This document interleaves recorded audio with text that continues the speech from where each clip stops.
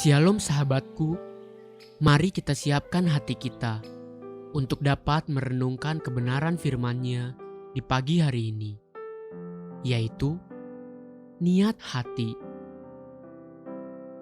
Mari kita buka Alkitab di dalam kitab Mazmur 141 ayat yang keempat sampai yang kelima. Jangan condongkan hatiku kepada yang jahat, untuk melakukan perbuatan-perbuatan yang fasik bersama-sama dengan orang-orang yang melakukan kejahatan. Dan jangan aku mengecap sedap-sedapan mereka. Biarlah orang benar memalu dan menghukum aku, itulah kasih. Tetapi janganlah minyak orang fasik menghiasi kepalaku. Sungguh aku terus berdoa menentang kejahatan-kejahatan mereka. Dahulu saya mengenal satu orang teman, akhir hidupnya sangat mengenaskan. Dia jungkir balik berurusan dengan hukum.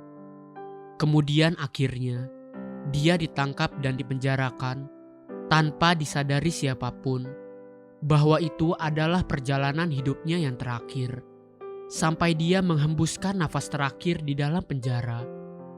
Bukan karena dia dipenjara seumur hidup, juga bukan karena dia dipukuli di dalam penjara.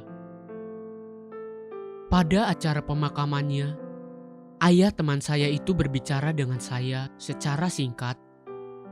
Teman saya dan satu saudaranya adalah kakak beradik yang berbeda total. Sejak mereka sangat muda, sang kakak selalu berkumpul dengan teman-temannya yang hidupnya rusak dan hancur. Namun sang adik selalu tertarik untuk bergaul dengan teman-teman yang kesukaannya mencari Tuhan. Kisah seperti ini bukanlah hal asing di telinga kita. Ini bukan masalah keturunan atau salah asuhan, tapi masalah pilihan. Sebab dua bersaudara dari satu kandungan, berasal dari satu benih, dibesarkan di satu rumah, namun bisa tumbuh menjadi dua pribadi yang berbeda. John dan saudaranya Edwin Booth adalah contoh klasik. Siapa yang sangka John Booth tumbuh menjadi pembunuh Presiden Abraham Lincoln, dan Edwin Booth justru tumbuh menyelamatkan nyawa anak Presiden Lincoln. Terhadap dua saudara kembar, Esau dan Yakub, Tuhan berkata demikian. Maleakhi 1 ayat yang kedua sampai yang ketiga. Aku mengasihi kamu, firman Tuhan. Tetapi kamu berkata, dengan cara bagaimanakah engkau mengasihi kami? Bukankah Esau itu kakak Yakub? Demikianlah firman Tuhan. Namun aku mengasihi Yakub, tetapi membenci Esau. Sebab itu, aku membuat pegunungannya menjadi sunyi sepi, dan tanah pusakanya kujadikan padang gurun.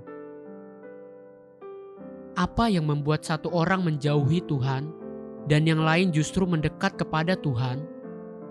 Yang satu memilih untuk bolak-balik jatuh ke dalam dosa, yang lainnya justru merasa jijik dengan dosa-dosanya.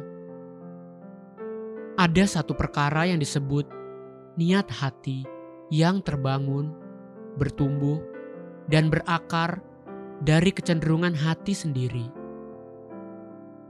Ingat satu perkara, ketika pertama kali manusia jatuh ke dalam dosa, hati Tuhan penuh dengan belas kasihan dan bukan kemarahan. Tuhan seperti Bapa yang penuh kasih, membalut, mengajari, dan menasehati anak-anaknya yang telah berbuat salah dan menyimpang. Tapi Tuhan tidak pernah punya niat untuk menghancurkan dan membinasakan anak-anaknya. Namun, setelah 10 keturunan berlalu, pada zaman Nuh, Tuhan melihat dosa yang berbeda dengan apa yang dia lihat di Kejadian 3. Perkataan Tuhan saat itu begini, Kejadian 6 ayat yang kelima. Ketika dilihat Tuhan bahwa kejahatan manusia besar di bumi dan bahwa segala kecenderungan hatinya selalu membuahkan kejahatan semata-mata.